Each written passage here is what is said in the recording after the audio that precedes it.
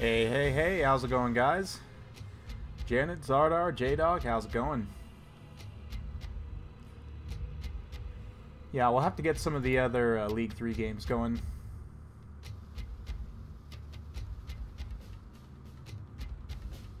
Yeah, it's just YouTubers only. Alrighty, guys, welcome. So today we've got a League series, indeed. Total War Fantasy League, and is actually the League number 2. I do need to change the title, but let's ignore that for now while I quickly change that here, and we'll all just pretend that it actually says Challenger League, I believe this is.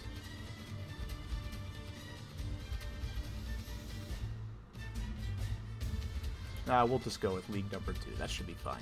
Okay. So yeah, it's going to be Loremaster of Sotek versus Roz. So our very own Loremaster of Sotek going to be taking on Roz in this series here. So we'll wait for them to get their army picks locked in and get started here. Looks like we're going to have Lizardmen versus Beastmen. Not surprising whatsoever to see Loremaster of Sotek go to Lizardmen. Obviously, it's his main faction, so... Hey, Hydro Franz, how's it going? Good to see you.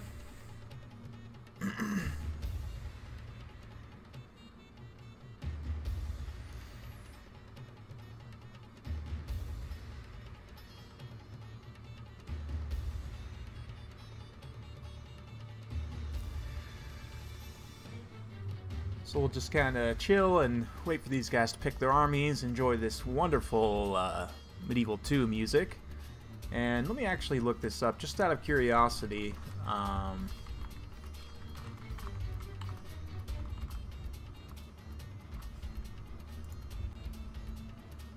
Let's see here.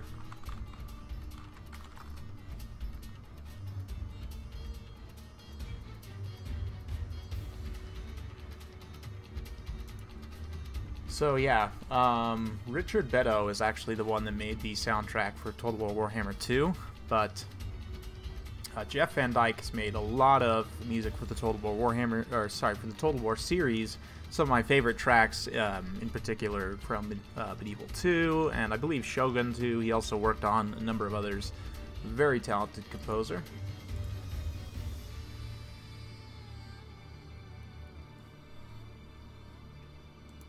Alrighty.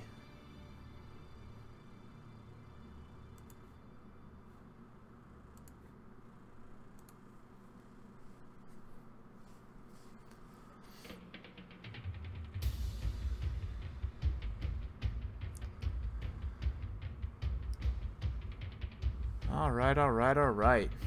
So the map is going to be Steppes of Isha Heartlands. I don't know if I've actually seen this one before. I've seen a couple of the Steppes of Isha maps, but I don't know. Oh, I've looked at them, I should say. I've loaded in and I've looked at them, but I have not actually played on a lot of them.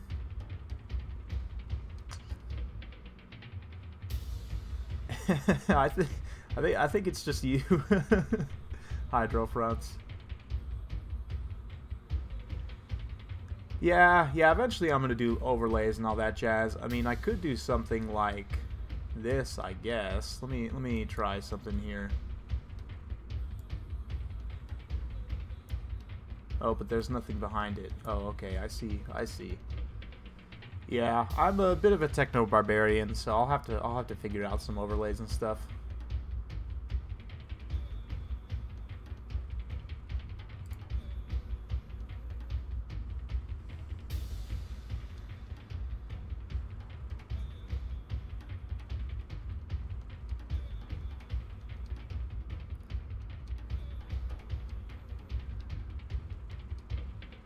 Right, but I don't use Streamlabs, I just use OBS, and I have it set to completely different scenes, so I guess I would just need to overlay an image on my other scene, which wouldn't be that hard, but let me see if I can actually do that here while we're waiting. Let's see. But I don't want to switch scenes and show their armies. We'll just wait. No big deal.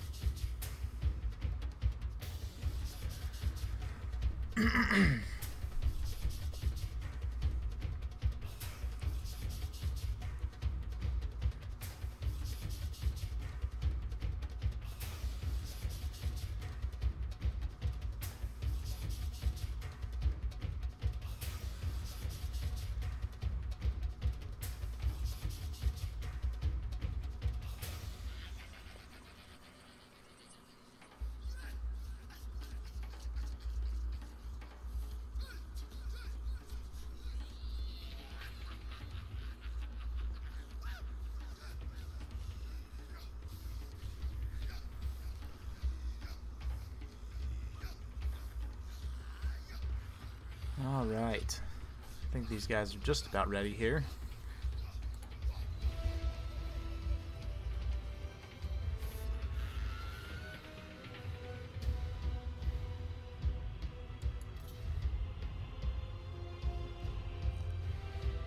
Alright, looks like we're just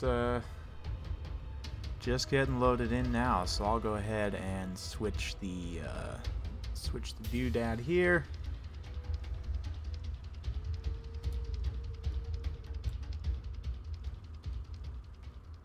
Alright, so we can go ahead and close that out.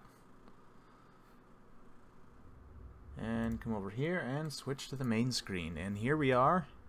Going to be loading in Steppes of Isha Heartlands Lizardmen versus Beastmen. So definitely in for a wild battle. Lots of anthropomorphic beasts kind of mashing on each other.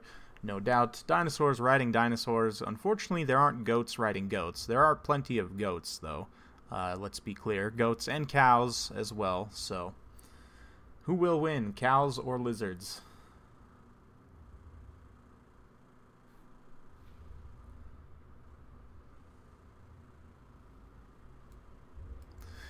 And as we get loaded in here, we'll take a look at this gorgeous map, very beautifully designed here, Steppes of Isha map. Got this nice high elven architecture all over the place, and looks very, very cool. In terms of the map itself, we've got kind of this big circle crater in the middle, surrounded by, you know, hills on both sides. Then there's like another series of ridges out to this side, whereas on this side it kind of drops off. And then there's another lesser ridge, not quite as tall as the one in front. So a very interesting map, lots of terrain. I do think that this kind of broken up, uneven terrain is going to favor the Beastmen somewhat. That being said, the Lizardmen are still very powerful, of course, but I do think that Beastmen are one of those factions that take very good advantage of terrain. So let's go ahead and jump to the army compositions. We've got, let's see, 3 Bestigor herd, make that 4 Bestigor herd, a couple of Ungor spearmen herd, make that 3. We've got 2 Centaurs with great weapons, 3 throwing axes. Lord is going to be Morgr, no doubt. Malagor the Dark Omen, actually interesting, so looking for that Cygor summon. He's actually brought quite the spell load out here. Wow, well, let's look at this. So he's got Savage Dominion, Mantle of Garok, Traderkin, Devolve, Brayscream. So everything except Viletide, interestingly enough. We've got a Gorbel as well. Let's go ahead and take a look at the Lizardmen now. Looks like we've got a front line of Saurus Warriors, 2 with spears, 1 without spears. Temple Guard, a Skink cohort. We've got Skink Skirmishers, 2 Skink cohorts with Javelins. Mazdamundi up on Slack. We've got a Saurus Scarvet and a Skink Chief on an Ancient Stegodon, as well as I think that's pretty much it. So a relatively small Lizardman force, definitely a couple of hard-hitting heavy dinos here with a lot of health. Let's go ahead and look at Mazdamundi's spell loadout real quick. Nets of Amontok, Harmonic Convergence, Curse of the Midnight Wind, Apotheosis, and Arcane Unforging. So everything except Chain Lightning. Both players going with a very heavy spell loadout here, which is pretty interesting. Typically you'll see players only take 2 to 3 spells, sometimes even only 1 spell depending on the build if you're really trying to cut costs. But let's see how this goes. I'm very, very interested to see how these players utilize their armies here.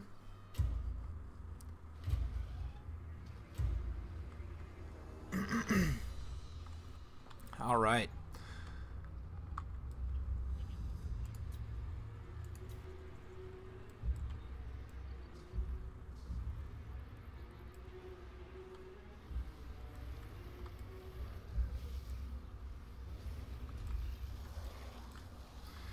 These Temple Guard looking very, very cool. We'll just kind of admire some of these unit models as we're waiting for the battle to get underway. Mazdamundi himself looking very cool. And man, I never noticed Slock's got these like carvings in his horns. That's super cool. Alright, looks like the battle's going to be kicking underway. So we'll watch as things kind of unfold here. Beastman going to be taking a commanding position up on this ridgeline. And looks like Sotek's going to be pushing forward kind of across this juncture here. Going to be trying to use this forest for a little bit of cover, potentially maybe get some javelin fire over on these Centaurs with throwing axes or something. But you know, you don't want to just advance up through the center pocket and then get a downhill charge. That being said, I believe there is actually some shallow water in here. So maybe potentially getting some aquatics bonuses down in this valley would be nice. Basically, I think he's just going to try and pull up in range and start to unload with the ancient stegodons here. We'll see, though. Skiing cohorts with javelins, doing a nice job kind of screening out these centaurs with throwing axes.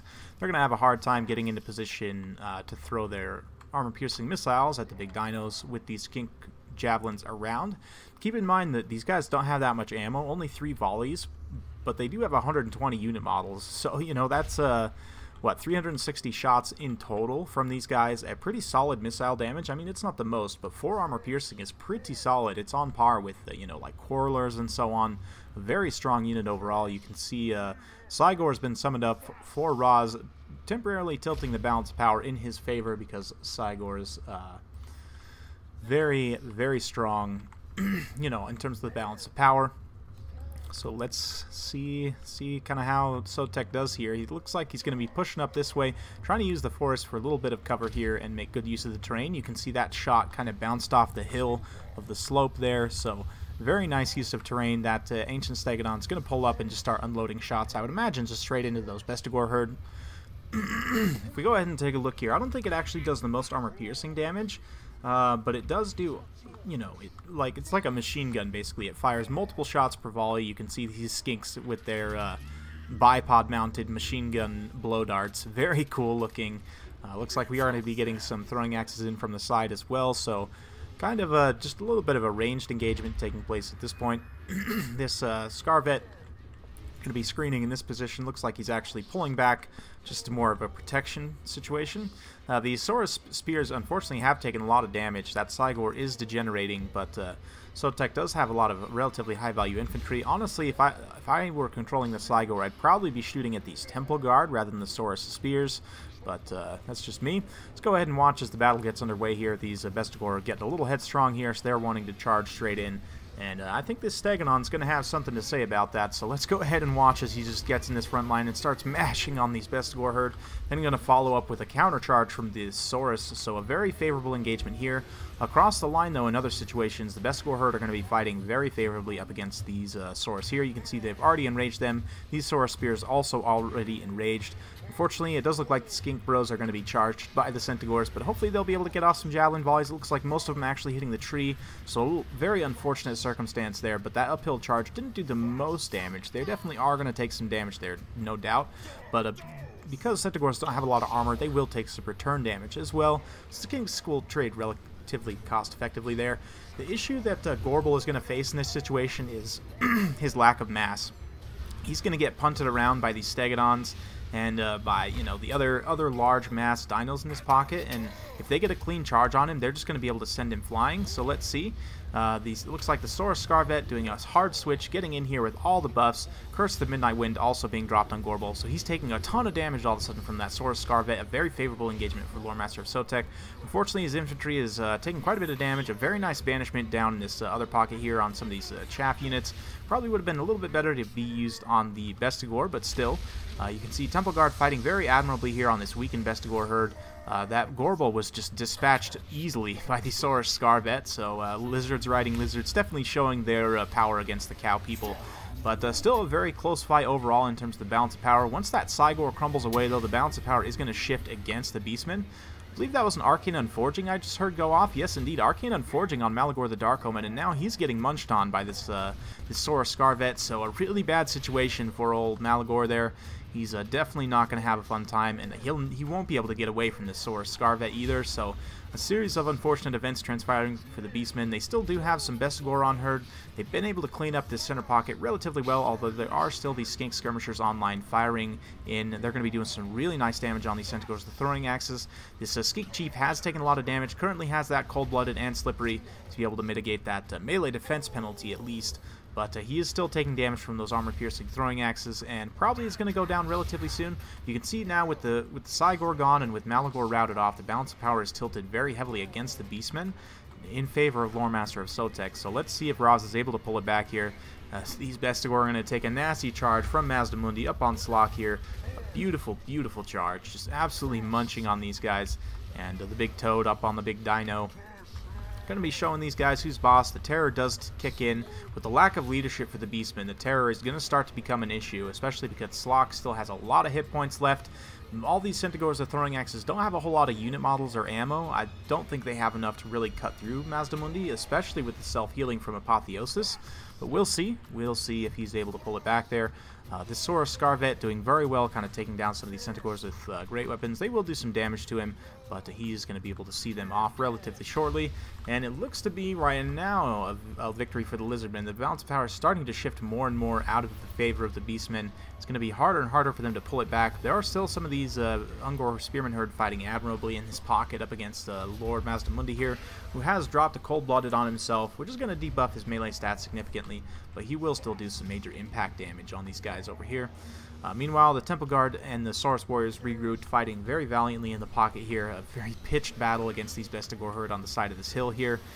Going to be very, very atrocious. Those Temple Guard are just about done. Only 15 unit models, 750 hit points, so they are going to lose out there to those Bestigor Herd. But at this point, the terror from the Beast, or the leadership for the Beastmen, is just not going to be able to stand up to the terror of Mazdamundi. So I do think that the Beastmen are not going to quite be able to pull this back. Ooh, that Ruination of Cities didn't quite catch those Centaurs as well as Loremaster of Sotek would have hoped. Actually did quite a bit of damage to those Skink Skirmishers, but yeah, at this point, like I said, I just don't think, despite the Beastmen having cleaned up most of the Lizardmen infantry and a lot of the specialty units, the Source Scarvet is still online here.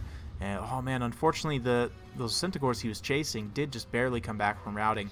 But Mazdamundi himself all of a sudden taking a ton of damage, so maybe something that was looking unwinnable for the Beastmen is starting to be pulled back in their favor. You know, I was saying this was going to be an easy victory for the Lizardmen, but Lord Mazdamundi getting caught out here with no support. These throwing axes are going to come in and do a ton of damage, so all of a sudden the balance of power flipping wildly back in the Beastmen's favor. If he's able to spring Lord Mazdamundi loose here, he might be able to pull this back, but I think Loremaster of Sotek might have just lost this by losing Mazdamundi there, unfortunately.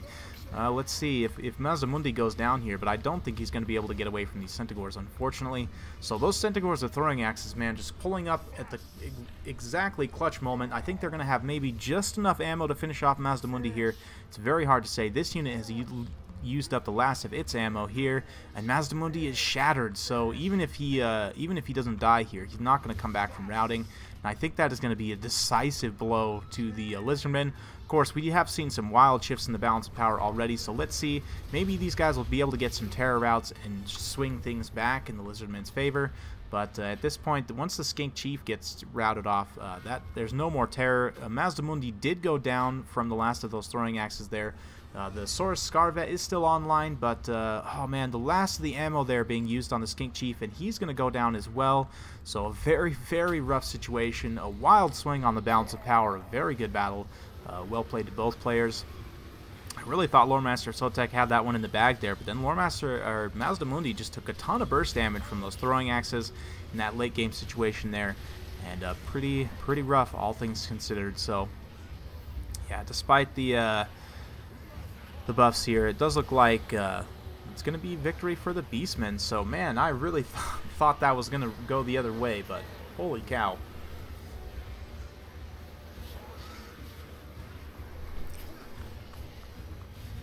And well played.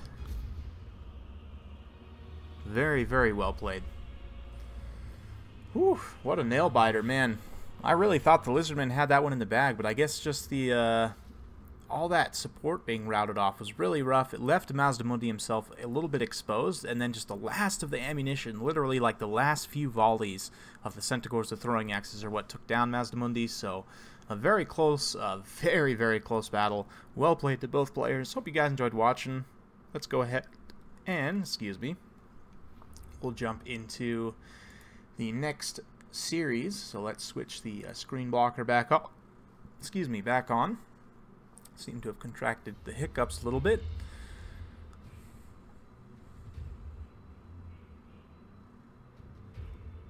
All right.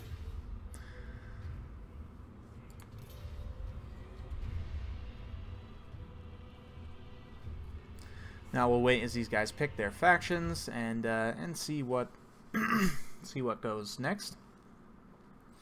And man, whew, what a heated battle. That was something else, huh? Personally, I would have probably cut the Skink Chief on the Stegodon. Granted, 2 Stegodons is a lot to deal with. They're just a little bit slow up against the Beastmen. And I probably would have cut them and gone with a much heavier missile build with more Skink Javelins, more Skink Skirmishers, maybe a couple Pterodon Riders. The Beastmen really don't have any answer whatsoever to Pterodon Riders outside of Ungor Raiders. Ungor Raiders really don't have the range. Oh yeah, J-Dog, actually, now that you remind me, I, as the spectator, can actually save the replays, so I'll just save them myself. How about that? Just to be doubly sure. You know what they say, right? If you want something done correctly. Okay. Okay. Cool. So I got the last one saved. Yeah, J-Dog, it'll save over your autosave. So if you go back and rename your autosave before you fight another battle, it'll save it. So like, I don't know if you noticed in the third league replays section, I posted all of Jinkono and Unjaga's series in there. So yeah, you just have to go to your replay folder and rename your autosave before you fight another battle. Or spectate another battle.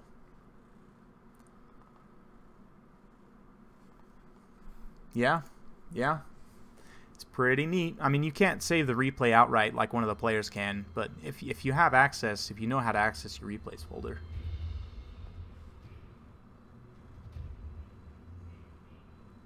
I'll show you. After the next game, I'll go through the process on the main screen and I'll show you.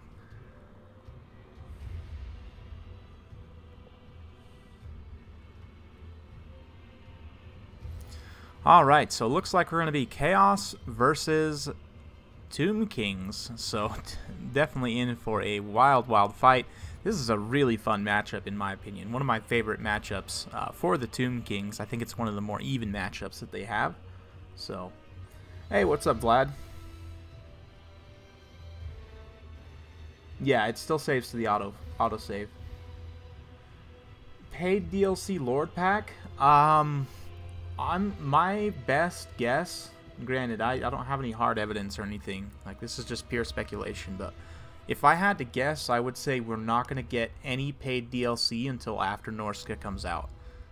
Just because I think there would be a lot of community backlash. I mean, Tomb Kings was already in the works, you know, and done, and it was also very important for them to put the Tomb Kings out to get the life of Total War Warhammer 2 prolonged and to keep the hype going. But I really don't think that we're going to be getting any paid DLC before Norska comes out. Now, we might get a little free content update here or there. You know, maybe they'll give us a free Lord or a unit or something. Who knows? But I really don't think that we'll have paid DLC before Norska.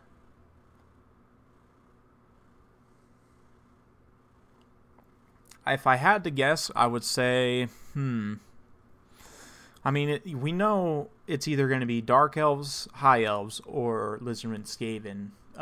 Personally, I would like to see the Lizardmen Skaven one first. That's the one I'm more excited for. I don't really care too much for Elves, but... Excuse me.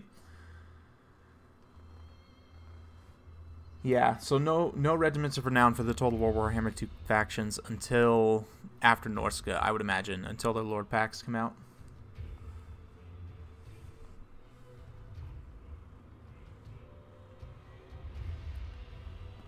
I mean, in a competitive sense, the High Elves, I think out of any of the Game 2 factions, need some Regiments of Renown, and they need some more units.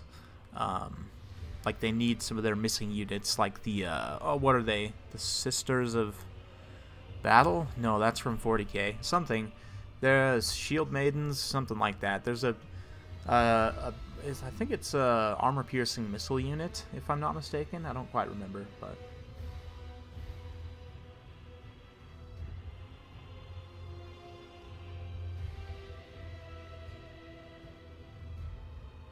Oh, Manbreed versus Arin, huh? Alright, so we're going to be getting another series going after this one, guys, actually. So stick around. Stick around. It's going to be a fun time.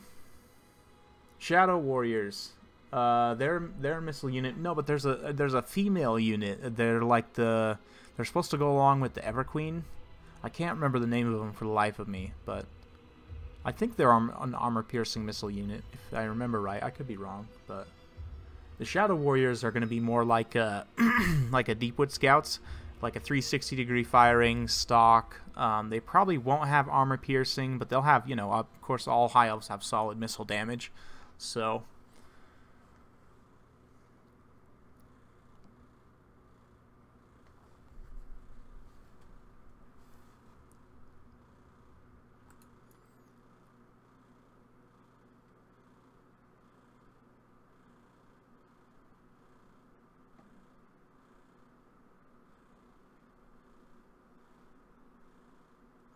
All right.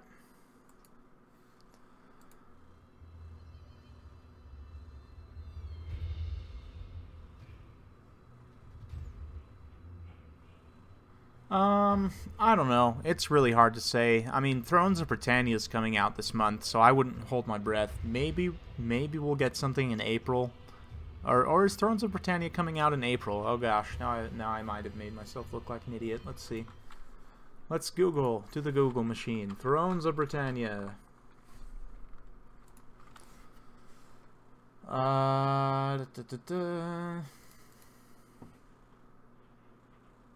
Oh yeah, that's out in April. Okay, so maybe we'll get something in March. I don't know.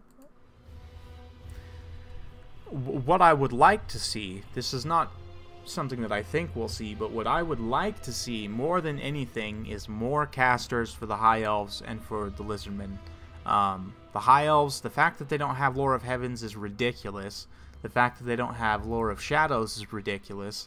The fact that they don't have Lore of Beasts is ridiculous. They should have access to, at the very least, all of the lores of magic that the Empire have access to, in addition to high magic. So, yeah, I just... Same thing with the Slann, right? The Slann are supposed to be able to use any lore of magic, if I remember correctly. So, more than anything, I would like to see... Probably I would prioritize Heavens and Shadows for the High Elves, because those are two lores of magic that are really good right now, and are very useful in a multitude of matchups, and I think would help them a lot.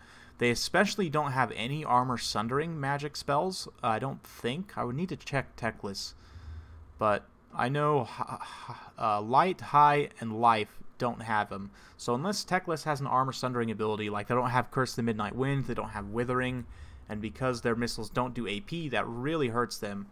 So, High Elves should have Lore of Metal. I think so. If I remember from the tabletop, they can actually use any Lore of Magic. So, okay, we're actually loaded in now. So, let's go ahead and flip over to the main screen here and take a look at the army compositions. So, for the Tomb Kings here, for Raz, we've got Arkan the Black on a chariot, unit of Sepulchral Stalkers. Actually, the regiment of renowned Sepulchral Stalkers who have Stalk and some other really interesting mechanics. We've also got a Tomb Prince. Front line is going to be a mix of Tomb Guard and Tomb Guard with halberds, with quite a few chevrons giving them juicy combat stats. We've also got a couple of Skeleton Warriors. It looks like 2 Skeleton Warriors, 3 Tomb Guards, and 2 Tomb Guards with halberds. We've also got the Blessed Legion, 1 Ushabti Great Bow. I believe that's pretty much it, so a pretty basic Tomb Kings build, honestly. Nothing overly surprising there. We've got 2 Marauders with throwing axes for Chaos, Exalted Hero up on a Manticore. I'd imagine he's going to have no Flaming Sword, interestingly. Oh no, he does have the Hellfire Sword. So basically this is going to give him flaming attacks, make him very good at gooning Tomb King's characters. He's also got a Sorcerer Lord, Lore of Shadows. It looks like Forbidden Rod, Withering, Penumbral Pendulum, and Enfeebling Foe. Front line is going to be a mix of Chaos Warriors with halberds and Chaos Warriors with great weapons, 3 halberds, 2 great weapons, 3 Marauders up front with a Chosen with halberd backing up Sigvald the Magnificent for the Lord. So yes indeed, you can see Sigvald is, wow. Chosen are already very tall, but Sigvald is somehow slightly taller than them. That is actually terrifying. So yeah, I like both players' army compositions quite a bit. The Chosen with halberds are going to be pretty tough for the Tomb Kings to deal with. They're going to have to rely on their missile units to get the job done here. So let's go ahead and watch as the battle unfolds. And yeah, I'm very curious to see how this kind of infantry-centric composition, not too many constructs, honestly, all things considered. We've just got Arkan the Black here, and, you know, just the the one Ushabti Greatbow and the Sepulchral Stalkers are the only constructs here. Otherwise, a very headstrong infantry composition, which is not something you see super often. And, you know, I think that these Ushabti Greatbows are honestly a little bit of a mistake to pick on this map. You can see they're opening up shots, going to be shooting at those chosen with halberds.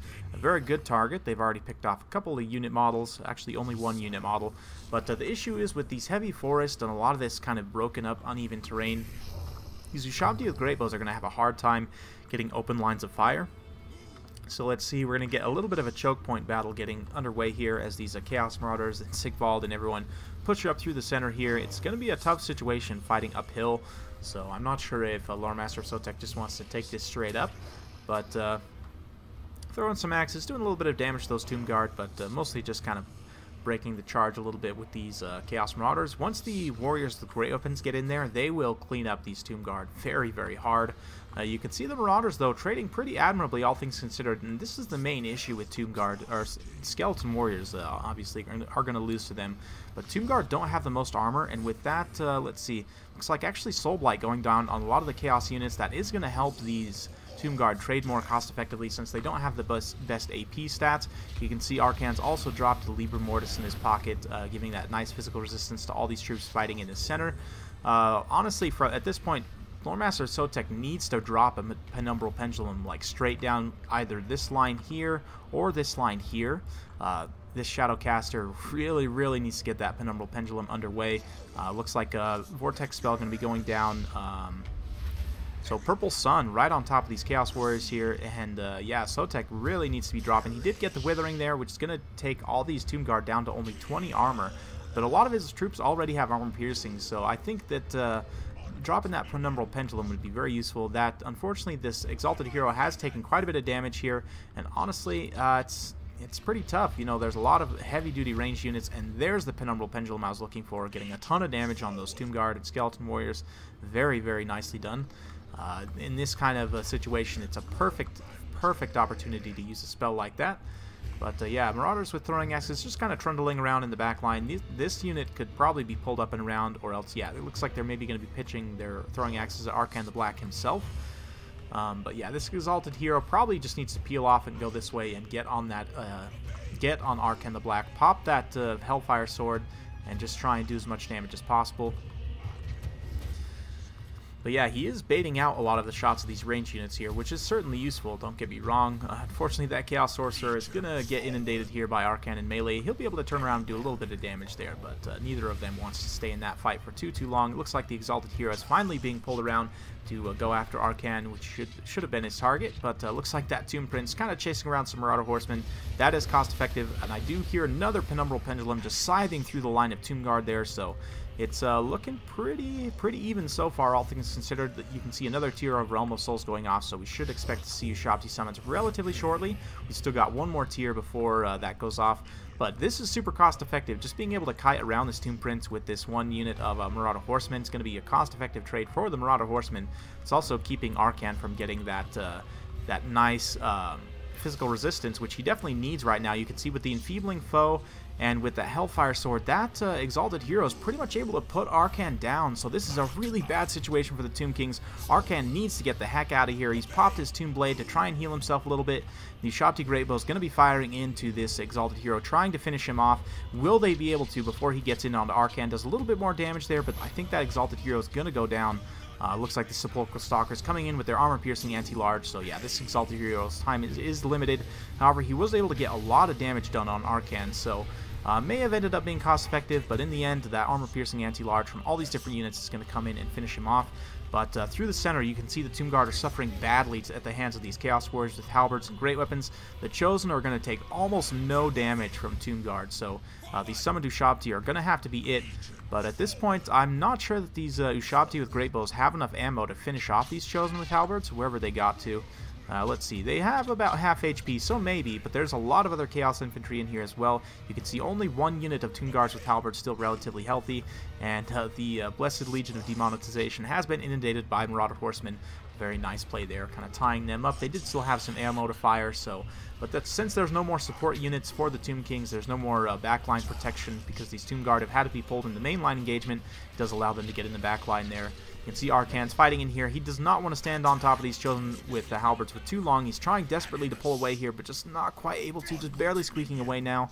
And yeah, you can see the Sepulchral Stalkers have come in here, got a nice charge, and with the Ushabti, they are able to clean up this pocket. So what initially was looking very unfavorable for the Tomb Kings, they have been able to clean it up here, and now these Bow Shabti have a commanding firing position over on that far side. Are going to be dropping those shots in there, and I'm not sure if the Forces of Chaos can survive this. You can see the balance power shifts very heavily as a big terror route goes down from all these forces here. I'm not sure what exactly causes terror there. Maybe these Regiment of Renown. No, they don't.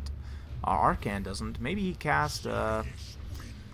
he doesn't have Aspect of Dread Knight, so I'm really not sure what caused that terror there. Something in here caused a terror route, but I'm not 100% sure. Anyway... the point is, though, that this is looking very, very bad. Sigvald is the only one fighting in here. Granted, he does have a ton of HP, but he's going to get knocked around by these high-mass units quite a bit. Looks like Sigvald is going to be trying to retreat and rally some of his Chaos Warriors here. He does still have the Sorcerer Lore of Shadows here, so not completely out of the picture. The Blessed Legion of Demonetization is going to be going down. They are crumbling currently to the Marauder Horsemen, but will they be able to pull it out? We shall see. Let's see here. Sigvald's going to be going to help clean up some of these Tomb Guard, but unfortunately those Marauders did just shatter.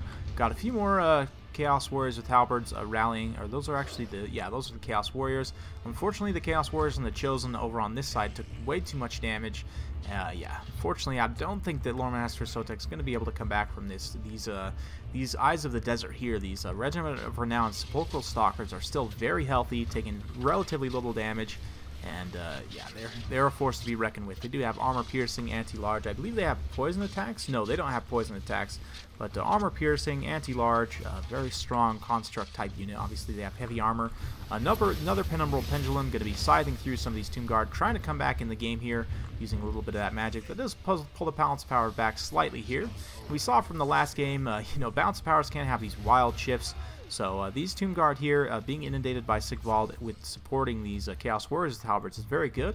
Some of these units on the high ground were able to rally here, so you can see, yeah, the Bow Shabti are going to be turning to fire at them. If the Chosen are able to hold their leadership long enough to when they can get to the Bow Shabti, they will be able to take them down. It's just a matter of will they survive, you know, until they get there. Sigvald is once again inundated by all these units. The Sepulchral Stalkers will start doing a lot of damage to him. Unfortunately, we've got some Chaos Warriors with Great Weapons coming through, but it does look like Arcan's going to be taking them offline. That impact damage from his chariot does do quite a bit of work. You can see Will these Chosen, just the inexorable advance here, just trying desperately to get onto these Ushabti Great Bows. Unfortunately, Ushabti Great Bows are much faster, obviously, so they're just going to pull away from these Chosen here. And yeah, still a reasonably close battle. I just don't see how Chaos can really come back in this battle. I think that Hellfire Sword needed to be, you know, he needed to get Arcan maybe just a little bit earlier on.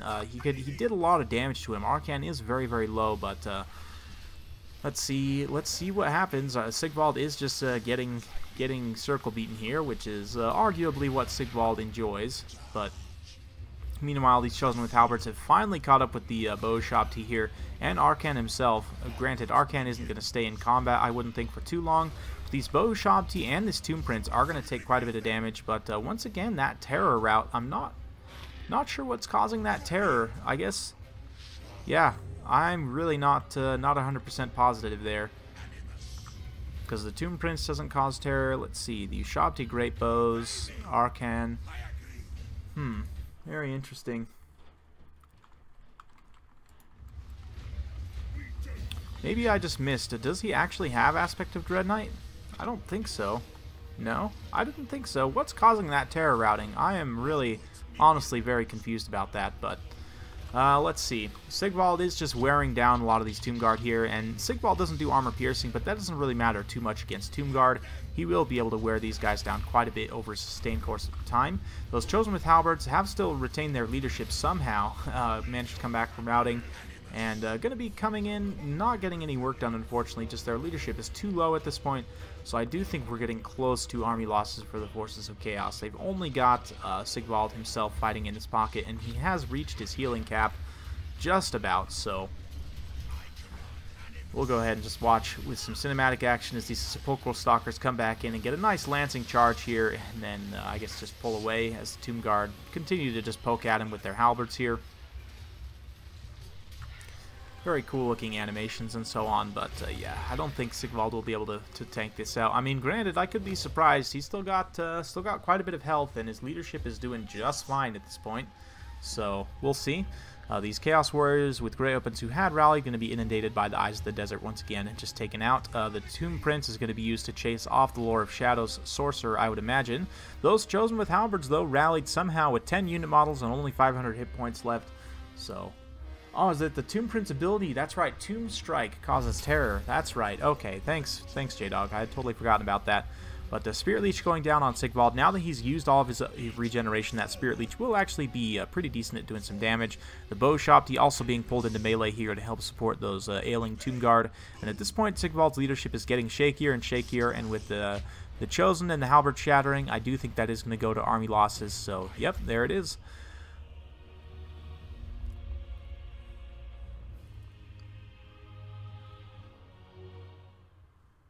All right.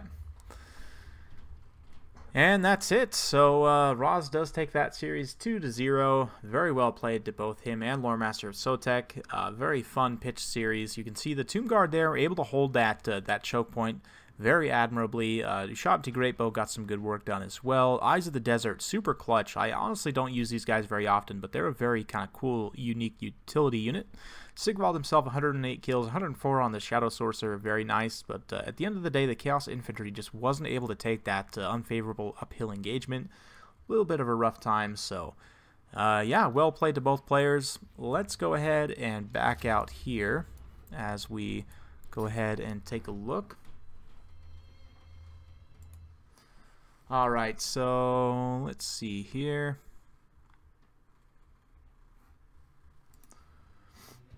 Yeah, J-Dog, if you just wanna have him or Arin PM me the password.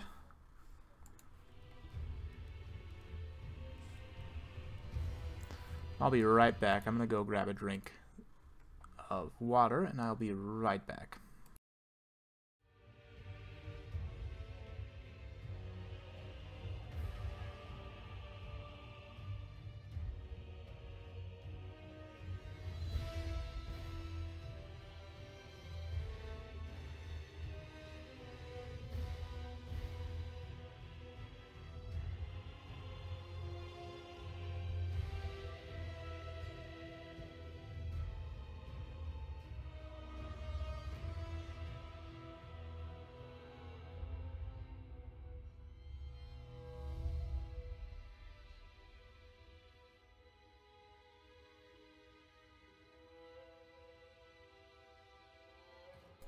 Alright, and we're back.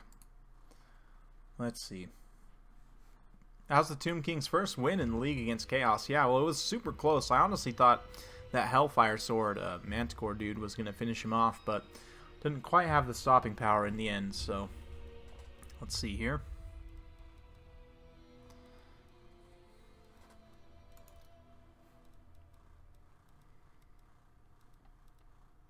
Aha! There it is. Can I guess the password? Let's see. Nope.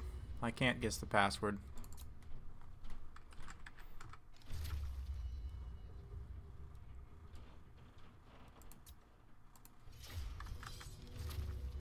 No? Hmm.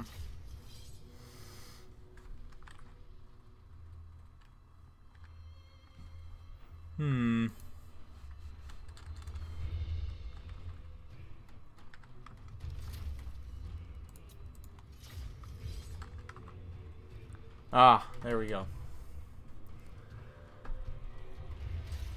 42069. Yeah, that's the password for sure. Alright, so we're going to be jumping straight into another tournament series here. So let me go ahead and switch my army blocker back up. So this time we're going to have Arin versus Manbreed. And Manbreed is stepping in for Scribble, who unfortunately had to withdraw from the league. So it's going to be his debut, official debut in the Total War Fantasy League. So very exciting. Let's go ahead and have a look here.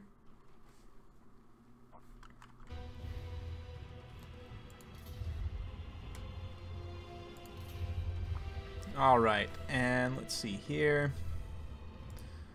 Now let me pull up the brackets here so I can see who's on top and so on.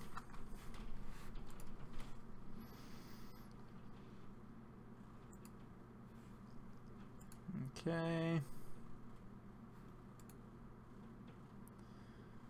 And let's see here.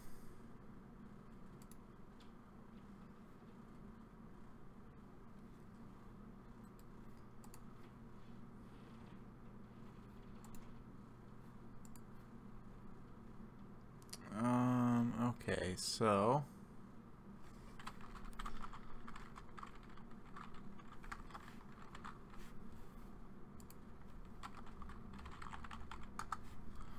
all right, let me just check a couple things here. Sorry guys, I just want to make sure I get this right here. Okay.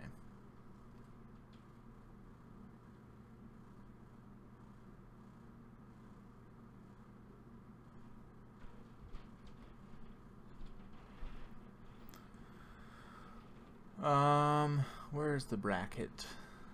Matches. Da, da, da.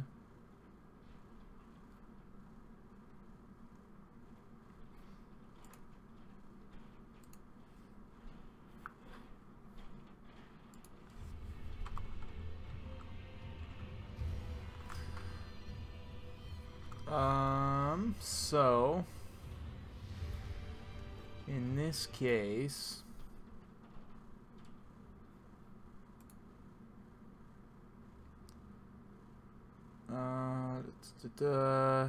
J-Dog, if you're here, if you could just let me know. I'm trying to find the brackets where it will show me who's, you know, 1 seed and who's 2 seed, but I can't seem to find it. So if you could just let me know.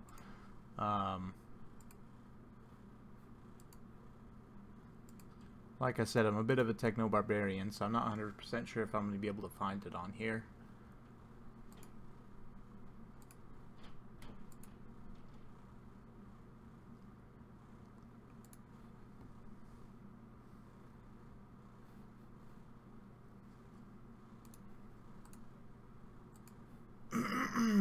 Let's see. Okay, so Arin picks first.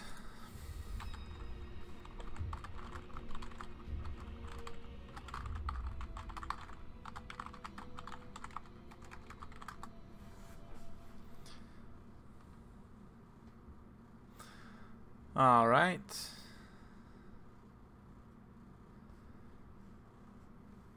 Alrighty, so it looks like he's picking vampire counts and banning high elves. So let's go ahead and see what Manbreed goes with here.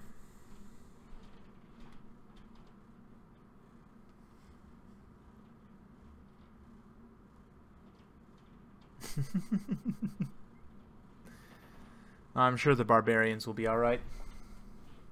Or maybe they'll come, you know, pillage my lands. Who knows?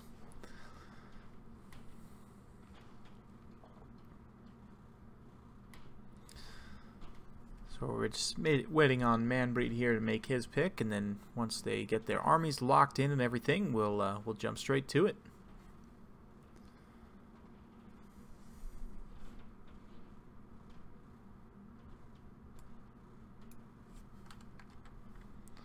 Alright, so Manbreed is going to go with Chaos. So Vampire Counts versus Chaos. Very interesting matchup. I'm surprised he didn't go with Tomb Kings. Personally, I would have gone with Tomb Kings since High Elves was banned, but yeah, I guess he wanted to wait on that.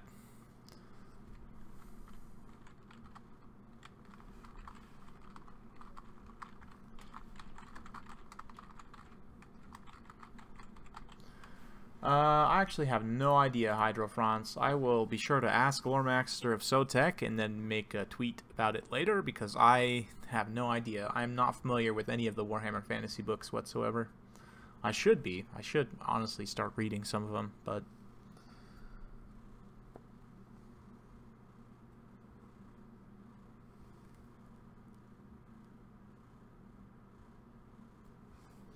Yeah, I can.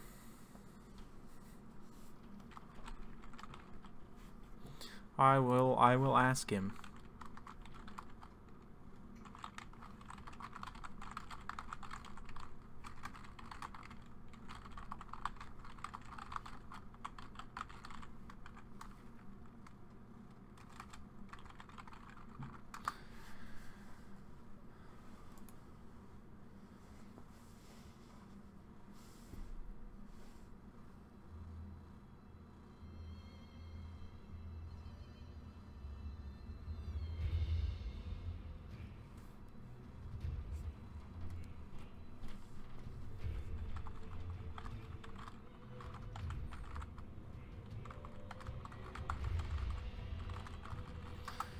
Okay, never mind then.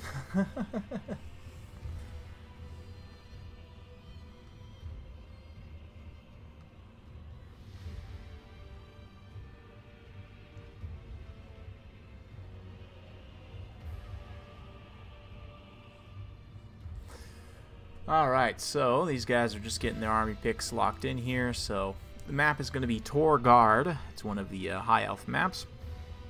This one is not quite like the Steppes of Isha. It's relatively flat and open. There is some forest, but it doesn't have nearly the broken up terrain of some of the Steppes of Isha maps. So very interested to see how things go here. Chaos is an interesting matchup for the vampires. You know, it's one that historically Chaos has struggled with quite a bit, but now that Chaos is a lot better, you know, they've come a long way since their early patches, and all the units for Chaos, I would say, well, with a few exceptions, most of the units for Chaos have a role, and they play their role pretty effectively. You know, Chosen are finally cost effective. You know, in a lot of other situations, you know, they used to be very susceptible to Terror, and since Terror has been nerfed somewhat in Total War Warhammer 2, and, you know, the Chosen also have better leadership and so on, it just makes them a lot more cost-effective. Yeah, there's a lot of other tools. Obviously, Lore of Fire, Chaos has access to, is going to be good here. Yeah, it's very interesting. Very interesting matchup. That is for certain. And once they gave Kolek more armor too, that definitely helped in this matchup. They the vampires do tend to struggle with the big, heavy armored monsters and such. So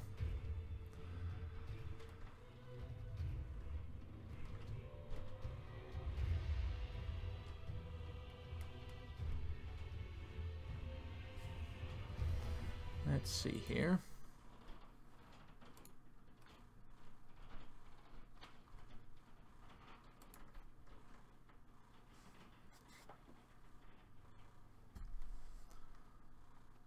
Okay.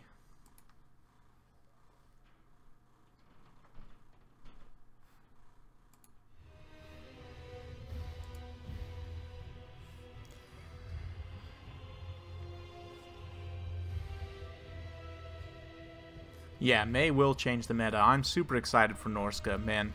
When Norska comes out, they're going to be really good, I think, against the Lizardmen. They're going to be really good against... they may struggle with the High Elves. I think they'll be really good against the Dark Elves in the Skaven, too. Well, the Skaven, I think that one could go either way. I could see that one going either way. But, like, Berserkers against Skaven Infantry, oh, man, that's going to be nasty. Or a Mammoth. Just running through Skaven Infantry. Tomb Kings is an interesting one because Tomb Kings have access to a lot of fire damage, and most of the anti-large armor piercing units for, well, the good anti-large armor piercing units, the Skin Wolves and the Regiment of Renown, the Werekin, I should say, and the Regiment of Renown Skin Wolves, all are weak to fire damage, as is Throg, so that'll be an interesting matchup. That's one I'm very much looking forward to. They do have a lot of tools there. I think the you know, the javelins will be good. They have some decent infantry. You know, the thing about the mammoths is they're just meat bags. They are absolute meat bags. They have so much HP. It's a little bit ridiculous. But we're loaded in now, so let's go ahead and switch over to the main screen, and we can be taking a look at some of the beautiful, beautiful High Elven architecture here.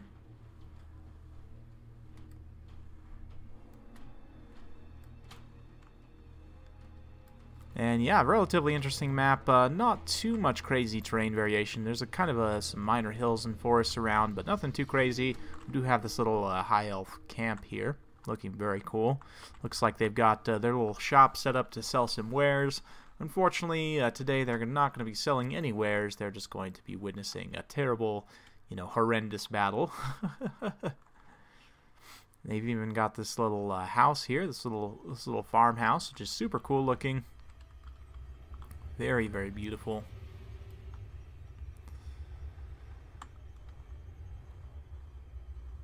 And yeah, just waiting for these guys to get all loaded in. We'll get the hype rolling.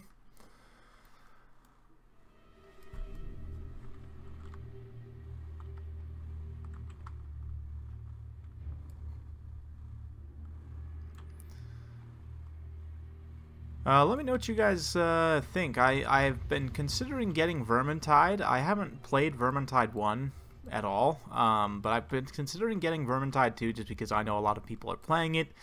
Is that something you guys would be interested at all watching on my channel? I would probably only ever do it on live streams, just with maybe like Italian Spartacus or John Ton or some of the other community members just playing Vermintide. Is that something you guys would like to see? I'm willing to buy the game. It's not overly expensive. I think it's like 25, 30 bucks, something like that. So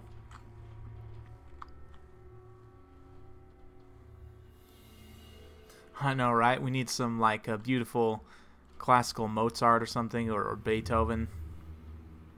I'll look into that for sure. I wanna expand my selection of stream music, definitely.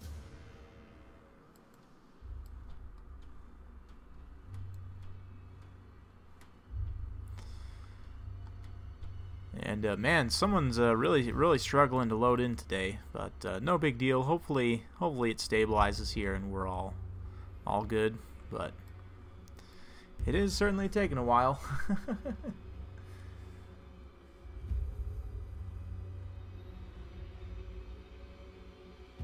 Yeah, the thing about you, J-Dog, is you stream on Twitch, so you can pretty much play whatever music you want and not really have to worry about it too much, whereas on YouTube I have to be very careful about what I play so I don't get either demonetized or copyright claimed or some other shenanigans.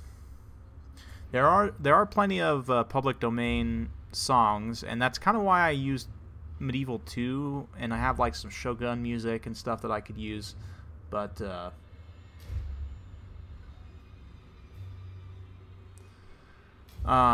yeah, I use those because they're Total War, and I figure it's fair use if I'm using it for a Total War stream and I'm using older Total War music.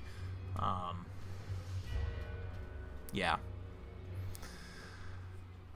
Alright, let's go ahead and take a look at the army compositions. For the vampires, we've got Manfred von Karstein up on a dragon, as well as a Terrorgeist. Manfred's got just Spirit, or Fate of Buna, Invocation, and Dance Macabre. Very good stuff. We've got 2 units of Crypt Horrors backing up 3 Graveguard, one of which is the Sternsman. 3 units of Zombies. We've got Blood Knights, Skeleton Spearmen. And I think that's pretty much it. Fairly straightforward vampire build. For the Forces of Chaos here, we've got a Chaos Lord up on a dragon, Chaos Sorcerer Lord, Chaos Sorcerer, Lord of Fire, Feral Manticore as well, so looking for that pretty heavy air power.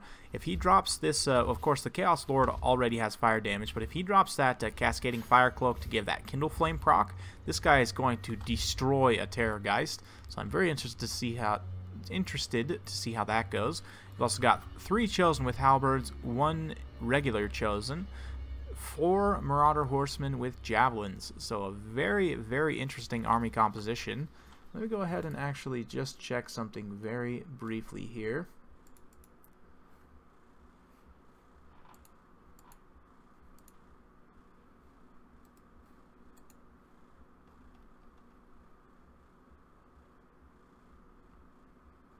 Okay, I just wanted to make sure they were at the minimum model count, and they are. They're fine. So, alright, battle is underway, so let's go ahead and watch what happens.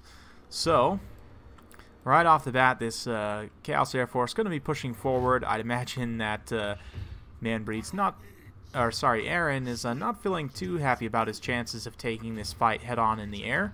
But we'll see. We'll see what happens. You know, no mortis engine effect means that they're going to have a really hard time getting through these Chosen with halberds. It's going to take multiple rear charges and standing on top of them with the crypt horrors and some of these other units to really get the damage done there. It's a very, very tough unit for the vampires to deal with. But let's see here. The dragons and the manticores flying overhead as the corpse cart and the other forces advance up through the pocket here. So a little bit of a slow advance, but going to be pretty decent. You can see the non-armor piercing missiles of the Marauder Javelins doing just fine against the crypt horrors. Honestly, you don't really need the throwing axes unless you're going after heroic targets, which I mean obviously is very powerful, but you can see they've done quite a bit of damage, already dropped a single unit model, and we are getting the monster mash underway in the air. You can see that Flaming Sword of Ruin being dropped, and that Terrorgeist just took a ton of damage. Really, really nasty situation. Manfred does not want to come in here, I wouldn't think. But we're just getting this crazy monster mash up in the air. The Terrorgeist is definitely getting the business end of it. You can see it's very, very low at this point. Probably going to be taken off the battlefield. So 2,000 points right out of the gate. Manfred is going to come down onto the ground, but really rough situation. He's going to immediately just pull back up into the air, I would imagine. Probably does not want to stand on top of these Chosen with halberds, I wouldn't think. Now the Chaos Dragon and the Manticore are down on the ground as well. Going to be just dishing the damage out against Manfred. An Overcast Fireball coming in, landing right on Manfred's head. And looking really, really bad right now, but the Blood Knights are going to come in support. You can see the Chaos Sorcerer Lord also taking a ton of damage all of a sudden, and the Crypt Horrors are not allowing him to pull back through his own lines onto these Chosen here. So the Chosen are busy fighting zombies while this Chaos Sorcerer Lord is not able to get to safety. You can see he's actually being routed off, so initially it was a very, very bad engagement for the vampires. Has now turned around to where they've actually just about taken care of that Chaos Lord here because he came down onto that combat. So coming down was actually ended up being a very positive thing for Manfred, and now with the leadership gone, it's going to be pretty tough. You can see that Chaos Pharaoh Manticore immediately routes off. The Chosen, though, do have solid leadership, so we'll see. Another Overcast Fireball just coming into this pocket, blowing up a ton of these units. But yeah, the Javelins are going to be able to fire in and take down a lot of these Crypt Horrors here. But I'm not sure that the Vampires have what it takes to finish off all these Chosen. I mean, he does have Fate of Buna. It looks like he's going to be dropping one Fate of Buna on this Chosen here. But he's going to need to take care of all of the units of Chosen here, I would think. They do still have the leadership of this Fire Sorcerer here, and you can see the balance power, despite having lost the Chaos Lord, is still in the favor of the Forces of Chaos here.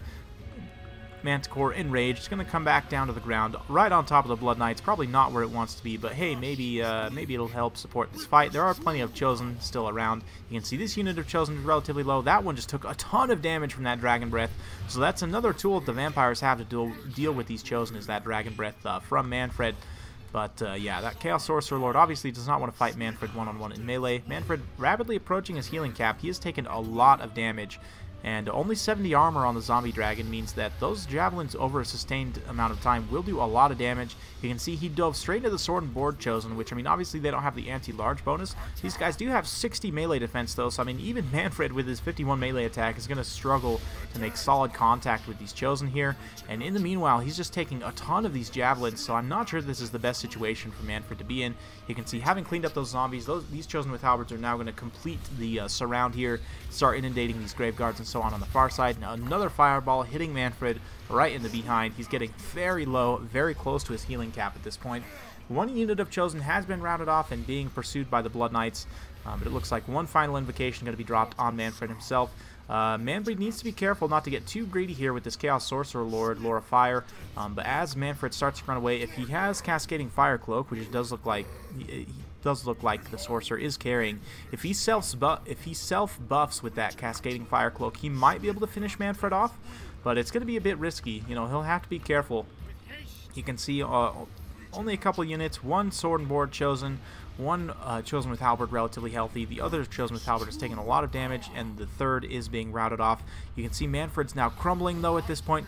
He managed to get off Master of the Black Arts, but I do think he's going to go down here to the Javelins and the Manticore, so with the loss of Manfred, I do think that this is going to turn very decisively in Chaos's favor. Manfred does go down there. You can see the balance of power shifting very dramatically in favor of the Warriors of Chaos there, so A very, very good battle. Kind of a bit of back and forth there with that heroic clash, that kaiju battle, originally taking place in the air and then coming down to the ground. Very nice fireball landing right on that corpse cart, doing a ton of damage. Fireball doesn't do the most armor-piercing damage, but, you know, he does do quite a bit of fire damage, and obviously a lot of the regenerating units for the vampires don't have a lot of armor, and of course they're weak to fire, so Fireball is very, very strong spell. I do like that selection here. Manticore is going to come down and finish off the corpse cart in melee, and with that it should be GG for the vampires. Yeah, the rest of their forces are going to disintegrate here, so well played to both players, and yeah, it's going to be a win for Manbreed. Very well played. And yeah, it's tough. Honestly, I think that this used to be a really tough matchup for Chaos, but now I think it's one of the best matchups for Chaos, in my opinion. So let's see how things go.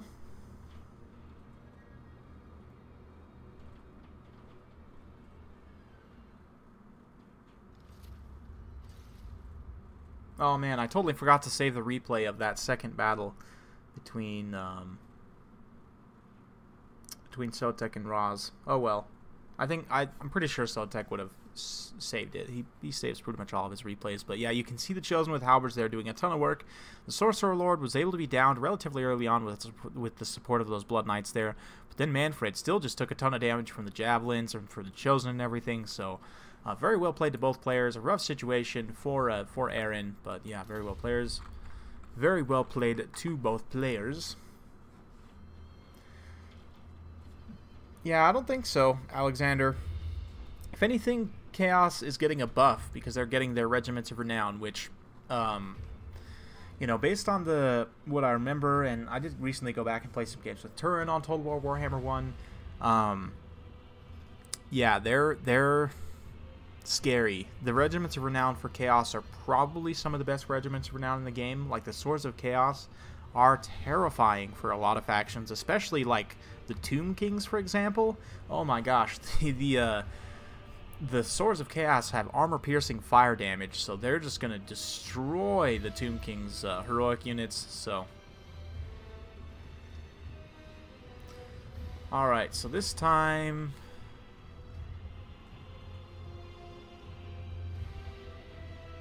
let's see here.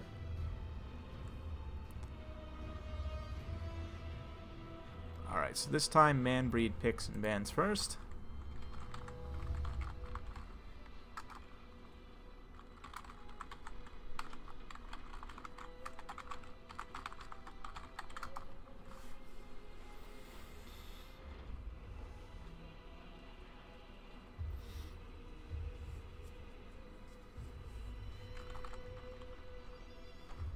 Alright.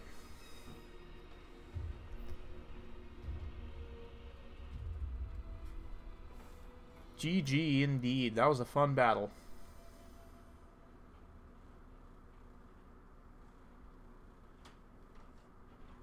Yeah, having a healthy unit of Chosen like that in the late game is really nasty. They are scary, scary units for a lot of factions to deal with. And man, I remember when Chosen with Grey Weapons used to lose to Great Swords for like 500 points more. That was a good time.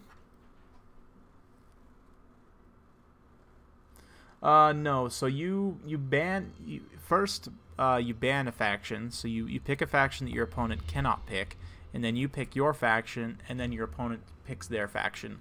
Gobbo King is actually putting on a tournament next weekend where you will pick your opponent's faction, and I am quite excited about that. So, all right, Manbreed's going to pick the green skins and ban Tomb Kings. So I'm very interested to see how Arin responds to those picks. Let's see. Marauder Horsemen, I don't remember if they beat Direwolves. I honestly don't remember.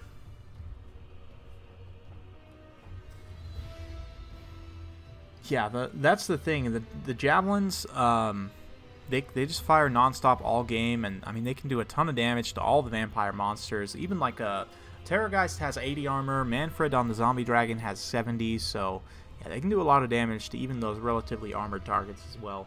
So, I have next weekend off of work, so I think I'm gonna enter Hydro France. I haven't actually participated in many tournaments recently, beyond casting them, just because I work weekends, so it's kind of hard for me.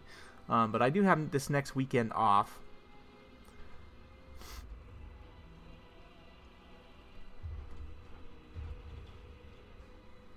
Yeah, bats would be nice for chasing off the routing units. Bats can at least tie down,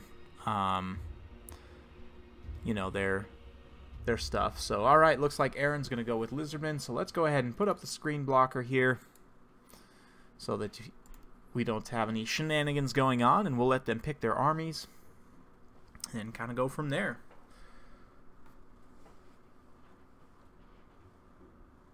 Hope you all having a great Sunday so far. It's been a nice, relaxing Sunday so far for me. Got up, played a few ladder battles that had some really good battles this morning, actually, that I'm very excited to cast.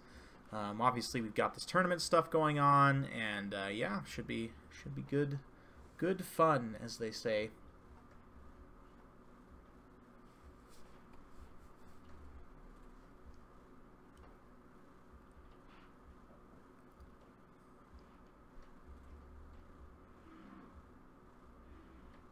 Yeah, no worries, J-Dog. No worries.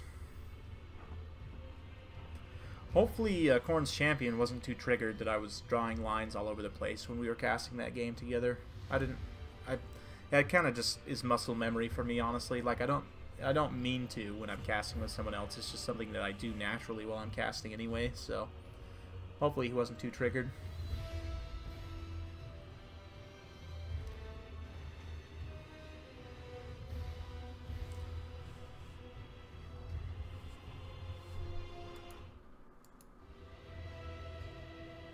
Should I go talk to Turin while we're waiting? Sure. Okay, let's go talk to Turin. Hey, Turin, say hi to my stream. Hey, what's going on, guys? Hang on, let me get my mic in front of my face. We're just watching a tournament series, and I'm waiting for these guys to pick their armies in between games. So I saw you were in Discord, thought I'd come say hi and let you say hi to the chat and everything. Absolutely, man. Who do you got? So you got, looks like, oh, is Loremaster of Sotek playing?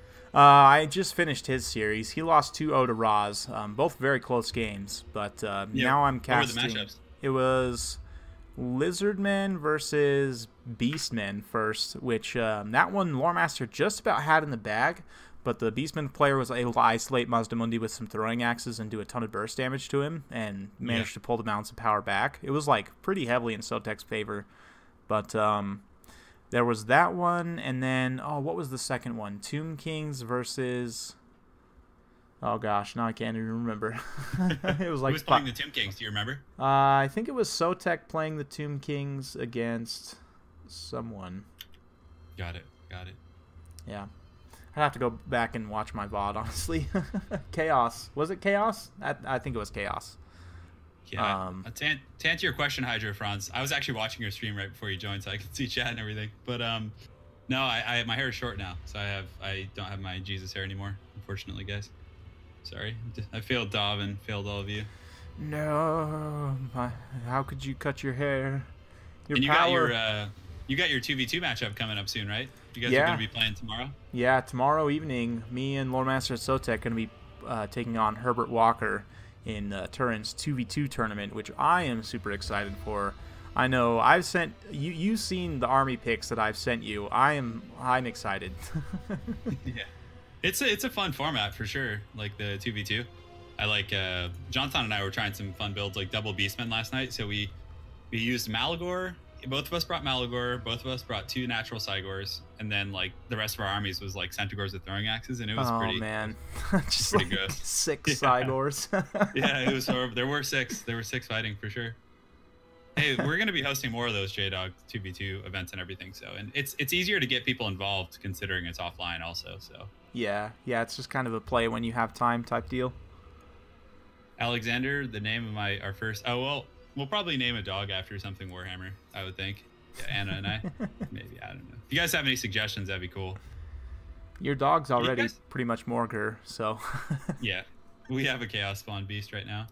Yeah, and if you guys are wondering about emojis, I see a few of you talking about that, but if you actually sponsor Dog by clicking that button up top, he can if he gets enough sponsors. I think he only needs a couple, and he can give you guys emojis, like custom ones. So yeah, just, I have enough. It can be done. I have enough sponsors to do one emoji right now, which I haven't decided.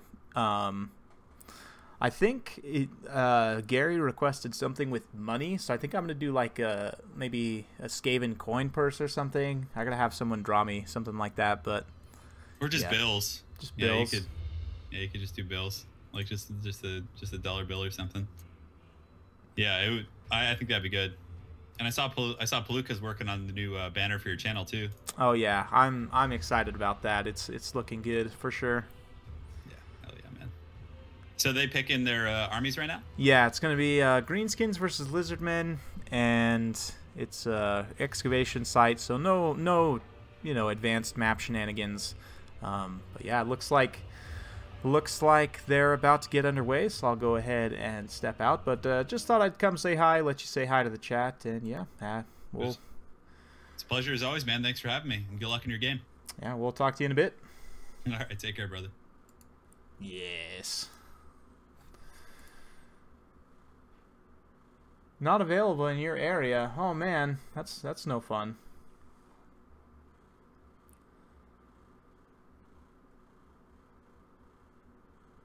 Well, if you guys want to support the channel, there's a few ways to do so. I mean, obviously watching my videos, sharing them with your friends, liking, commenting, all that helps a lot.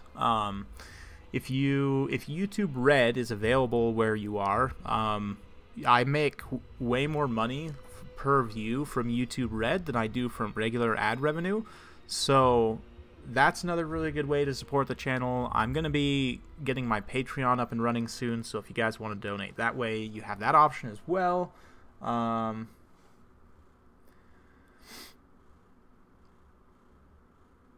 So YouTube Red is basically you pay $5 a month and you don't get any ads on YouTube, and that $5 is divvied up to, like, obviously a tiny bit of it goes to YouTube themselves, and then the rest of it is divvied up between the content creators you watch.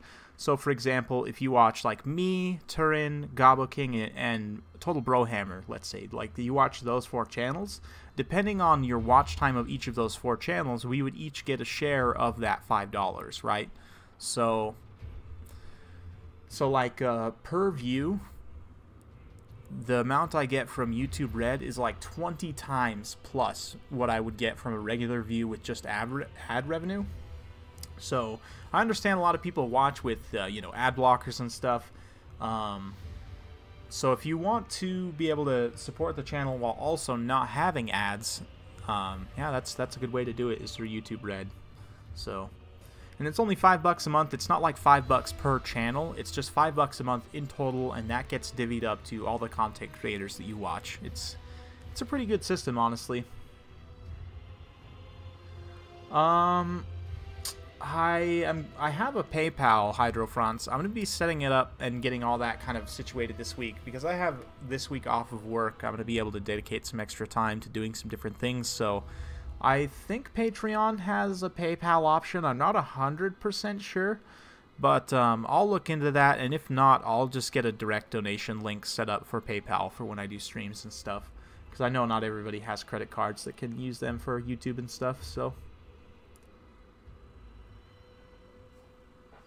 alright, so these guys have got their army picks locked in. We're just loading into the map now, so let's go ahead and switch it over back to the main screen here.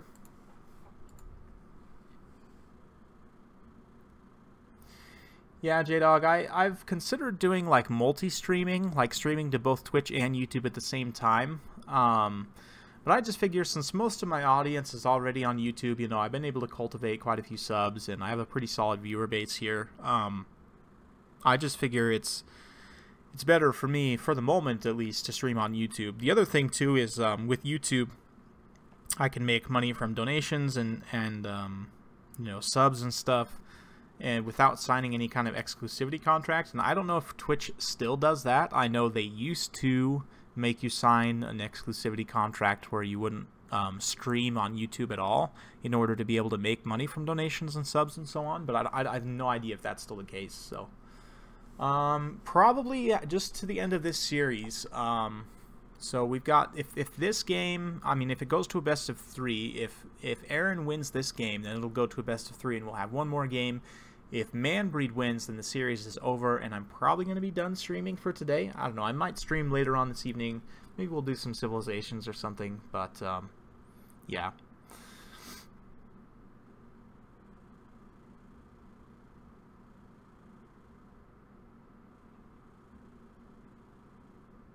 Yeah, the Total War community on Twitch is definitely growing. It's just, again, for me personally, I already have an audience on YouTube, so... Alright, see you, Zutron. Have a good one.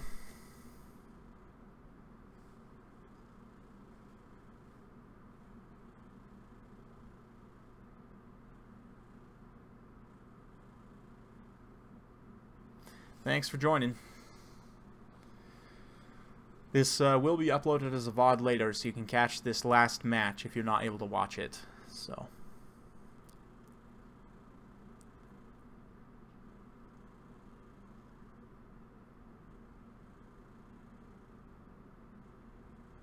Yeah, I have all of next weekend off, J-Dog, so, like, I'm probably going to be playing in Gobbo King's tournament, but if you need a caster on Saturday as well, I might have some time available on Saturday, which I don't typically, so...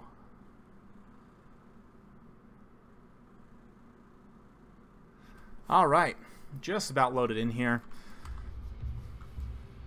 Man, I always, on this map, half expect just like a horde of Skaven to come crawling out of this hole here. But anyway, let's take a look at the army compositions. So, for Arin's Lizardmen, he's got Cold One Spear Riders. Main line is going to be 4 Saurus Warriors with shields and a single Temple Guard. He's got Saurus Old Blood and a Skink Priest Lord of Heavens up on an Ancient Stegodon. Let's go ahead and take a look at this spell selection. It's got Harmonic Convergence, Wind Blast, and Curse of the Midnight Wind. So very nice spell selection, all very useful. And let's see what the Greenskins have brought here. A very large Greenskins army. We've got Orc Boar Chariot, quite a bit of mobile units as well. Looks like Forest Goblin Spider Riders and the Moon Howlers, as well as the Broken Tusk Mob and the Morgub's Mangy Marauders. We've got Rusty Errors, unit of Night Goblin Archers, or regular Goblin Archers, sorry, 2 Savage Orc Error Boys. We've got a main line of, looks like a combination of the Regiment of Renown Night Goblins, the Unbreakable 8 Peaks Loonies. We've also got Orc Boys up front, 2 of them, 3 units of Savage Orc Biggins, and the Lord is going to be Wurzag, so that effigy to get. He's also got Here We Go and Fists of Gork, as well as Brain Bursta. Looks like he's also got the Bonewood Staff and the Squiggly Beast. So he'll be proccing that nice buff every time he casts that Brain Bursta. So I am curious to see how this goes. I do think this is a little bit of a tough matchup for the Greenskins, but it's, you know, it's potentially winnable here, especially because Arin's brought a relatively light infantry composition. I mean, 4 Saurus Warriors is pretty legit, but I'm interested to see how they'll trade against these Savage Orc Biggins, honestly.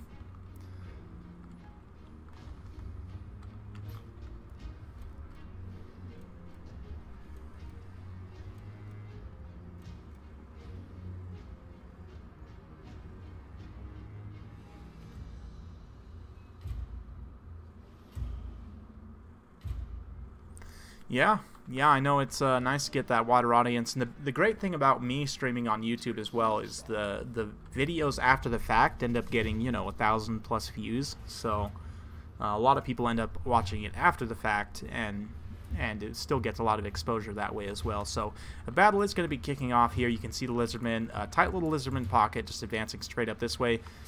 Immediately going to be dropping that Brain Burster there. Not really in range to drop a charge bonus on anyone. I'm just curious to see that Bonewood Staff doesn't last an overly long amount of time.